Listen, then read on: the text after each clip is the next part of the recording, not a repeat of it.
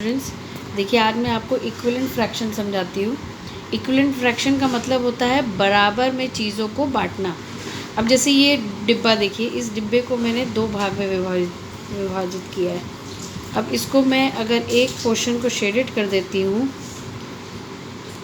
तो कितना पोर्शन मैंने शेड किया है 1, तो मैं यहाँ लिखूँगी न्यूमरेटर की जगह पे, और टोटल कितने पार्ट्स में ये डिवाइडेड है वो नीचे लिखा जाएगा 1/2। तो ये पूरा आधे में बट गया, इक्विवेलेंट हो गया। अब यहाँ पे 4 ब्लॉक्स है 1 2 3 4, तो मैं यहाँ न्यूमरेटर में लिखूँ, डिनोमिनेटर में लिखूँगी 4, और मैं 2 शेड कर दूँ तो मेरा आंसर यहाँ आएगा 2, यानी 2/4, यानी मैंने पूरा इक्वली डिवाइड कर दिया। उसी तरह यहाँ 6 ब्लॉक्स हैं। अब 6 ब्लॉक्स में मैं 3 को शेड कर दूँ तो मेरा आंसर क्या होगा 3/6। उसी तरह से 8 ब्लॉक्स है, उस 8 ब्लॉक्स में मैं 4 को शेड कर दूँ तो मेरा आंसर हो जाएगा 4/8। तो इस तरीके से ये चारों फिगर आपके इक्वली डिवाइड हो गए। इसी को बोलते हैं हम इक्विवेलेंट फ्रैक्शन।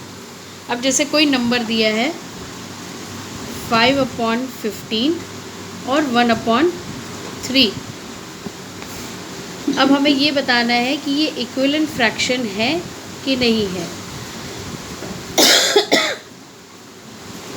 इसके लिए आपको क्रॉस मल्टीप्लाई करना होगा। इसको आप इससे मल्टीप्लाई करिए और इसको आप इससे मल्टीप्लाई करिए, यानी 5 × 3 करिए और 1 × 15 करिए, तो देखेंगे दोनों तरफ आंसर आपका 15 आ रहा है। इसका मतलब कि ये फ्रैक्शन जो है वो इक्विवेलेंट फ्रैक्शन है। अब नेक्स्ट देखिए, जैसे नंबर दिया है 4/9 और यहाँ नंबर नहीं दिया है, यहाँ 36 दिया है। यहाँ आपको ऐसा नंबर लिखना है कि ये फ्रैक्शन इसके बराबर हो जाए। सबसे पहले आप क्या करेंगे, सबसे पहले आप ये देखिए कि 36 9 की टेबल में कहाँ आता है। 36 9 की टेबल में 4 टाइम्स जाता है। इसका मतलब इसको इक्विवेलेंट दिखाने के लिए मैं इस नंबर को 4 से मल्टीप्लाई करूँगी और यहाँ पे लिखूँगी, तो 4 4 सा क्या होता है 16। अब ये नंबर इसके बराबर हो गया। उसी तरह इस क्वेश्चन को देखिए 3/5 और ये 21, तो सबसे पहले मैं ये देखूँगी कि 21 3 की टेबल में कहाँ आता है, तो 21 divided by 3 is equal to होता है आपका 7। अब उसी 7 से इसको मल्टीप्लाई करके मैं यहाँ आंसर लिखूँगी 7 5 ज़ा 35। किसी भी नंबर को, किसी भी फ्रैक्शन को इक्विवेलेंट दिखाने के लिए आपको ऊपर नीचे एक ही नंबर से मल्टीप्लाई करना होता है। अब जैसे मैंने एक क्वेश्चन लिखा है कि आपको 4 इक्विवेलेंट फ्रैक्शन लिखने हैं 5/6 के, तो उसके लिए आप क्या करेंगे 5/6 2 से ही शुरुआत करेंगे, इंटू 2 इंटू 2, आंसर हो गया 10/12। ये हो गया मेरा पहला इक्विवेलेंट फ्रैक्शन। इक्विवेलेंट फ्रैक्शन यानी ये फ्रैक्शन इस फ्रैक्शन के बराबर है। 5/6 इंटू 3 इंटू 3, तो ये हो गया मेरा 15/18। फिर 5/6 इंटू 4 इंटू 4, ये हो गया 20/24। फिर 5/6 इंटू 5 इंटू 5, ये हो गया आपका 25/30। तो ये मेरे 4 इक्विवेलेंट फ्रैक्शन हो गए। तो किसी भी नंबर का इक्विवेलेंट फ्रैक्शन अगर पूछेगा तो आपको फ्रैक्शन को सेम नंबर से मल्टीप्लाई करके आंसर लिखना है। उससे पहले आपने एक वीडियो में देखा कि लाइक फ्रैक्शंस और अनलाइक फ्रैक्शंस होते हैं। लाइक फ्रैक्शंस क्या होते हैं, जिसमें डिनोमिनेटर्स सेम होते हैं, 4/7 3/7 8/7 9/7, यहाँ सारे डिनोमिनेटर्स सेम है, यानी ये लाइक फ्रैक्शंस है। और 4/5 3/6 7/8 5/3, ये क्या है, ये सारे अनलाइक, यानी सबके अलग अलग डिनोमिनेटर्स हैं, तो इसको हम बोलेंगे अनलाइक फ्रैक्शंस। जहाँ डिनोमिनेटर सबके सेम है वो होंगे लाइक फ्रैक्शंस। अब इन लाइक फ्रैक्शंस में अगर मैं ये पूछूं कि सबसे छोटा और सबसे बड़ा नंबर कौन सा है, तो सारे डिनोमिनेटर सेम है, तो आप ऊपर नंबर देख करके बता सकते हैं कि 3 आपका सबसे छोटा है, उसके बाद बड़ा है 4/7, उसके बाद 8/7 और लास्ट में आपका 9/7। तो ये हो गए आपके लाइक फ्रैक्शंस जो कि असेंडिंग ऑर्डर में है, यानी छोटे से बड़ा। अब इस एक्सरसाइज में देखिए आपको पता करना है कौन से लाइक पेयर्स और अनलाइक पेयर्स हैं। अब यहाँ पे देखिए डिनोमिनेटर सेम है, यानी ये लाइक पेयर्स है, लाइक पेयर है। यहाँ पे भी डिनोमिनेटर सेम है, तो ये भी लाइक पेयर है। यहाँ डिनोमिनेटर्स अलग हैं, यानी ये अनलाइक पेयर है। यहाँ भी डिनोमिनेटर अलग हैं, भले ही न्यूमरेटर सेम हो, लेकिन यहाँ डिनोमिनेटर सारे अलग हैं, तो ये भी आपका अनलाइक फ्रैक्शंस में ही आएगा। ये आपका लाइक फ्रैक्शंस है, ये भी लाइक है, ये वाला भी लाइक फ्रैक्शंस है और आपका ये वाला भी लाइक फ्रैक्शंस है। जहाँ सारे डिनोमिनेटर नीचे के सेम होंगे वो लाइक फ्रैक्शंस होगा, जहाँ डिनोमिनेटर सारे अलग होंगे वो अनलाइक फ्रैक्शंस होगा। अब देखिए ये दिया है राइट 4 इक्विवेलेंट फ्रैक्शंस, जिसमें सबसे पहला मैंने आपको करके दिखाया था। अब 1/5 का मैं बता रही हूँ, इसमें इंटू टू करूँगी, ये 2/10 हो गया। फिर 1/5 इंटू थ्री यानी 3/15। फिर 1/5 इंटू फोर यानी 4/20। फिर 1/5 इंटू फाइव यानी 5/25। तो ये हो गया आपके इक्विवेलेंट फ्रैक्शंस। इसी तरह से आपको सारी एक्सरसाइज में ये जो क्वेश्चन नंबर 2 में दिए हैं वो सारे करने हैं।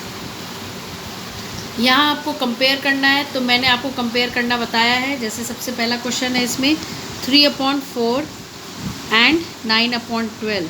तो आपको क्या करना है, 3/4 और 9/12 में इन दोनों को एक दूसरे से मल्टीप्लाई करके लिखना है।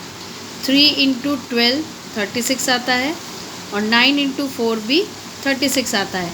इसका मतलब कि ये जो है आपका वो इक्विवेलेंट फ्रैक्शन है, ये इक्विवेलेंट फ्रैक्शन है।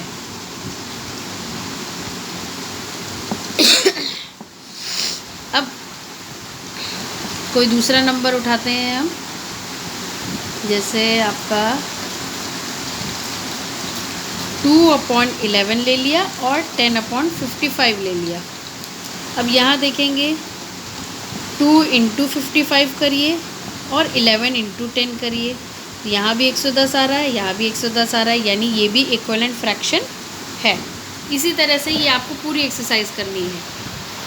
नेक्स्ट देखिए फिल इन द बॉक्स करना है, जैसे मैंने अभी आपको बताया था फिल इन द बॉक्स, उसमें आपको पता करना है। अब जैसे 36 9 से 4 टाइम्स जाएगा, तो यहाँ 4 से 4 को मल्टीप्लाई करेंगे, यानी यहाँ पे आ जाएगा आपका 16। 4 से 28 7 टाइम्स जाता है, तो 7 को डिवाइड करेंगे 21 से, तो यहाँ आएगा 3।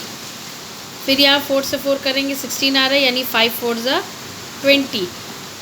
यहाँ 2 को 10 से डिवाइड किया गया है, यानी 5 टाइम्स, तो यहाँ पे भी आपका आएगा 5 टाइम्स डिवाइड करेंगे, तो यहाँ आएगा आपका 10।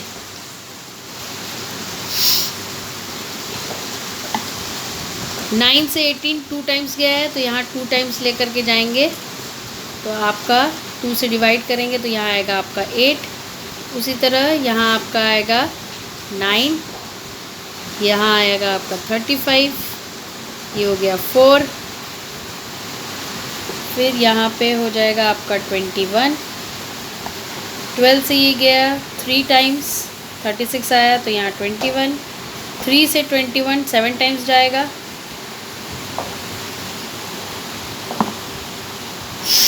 तो यहाँ पे हो गया आपका 70। 14 से 2 गया 7 टाइम्स, तो 7 7 ज़ा 49। ये हो गया आपका एक्सरसाइज। इसको बुक में ही करिएगा, बाकी क्वेश्चन नंबर 1 से लेकर के 3 तक आपको कॉपी में करना है। अब नेक्स्ट एक्सरसाइज देखिए, यहाँ पे कंपेयर करना है आपको। कंपेयर करने के लिए जब डिनोमिनेटर सेम होते हैं तो ऊपर वाले नंबर को देखते हैं कि कौन सा बड़ा है कौन सा छोटा। तो 3 बड़ा है, 3 छोटा है और 5 बड़ा है, यानी ऐसा निशान लगेगा, सॉरी इस तरह से निशान लगेगा।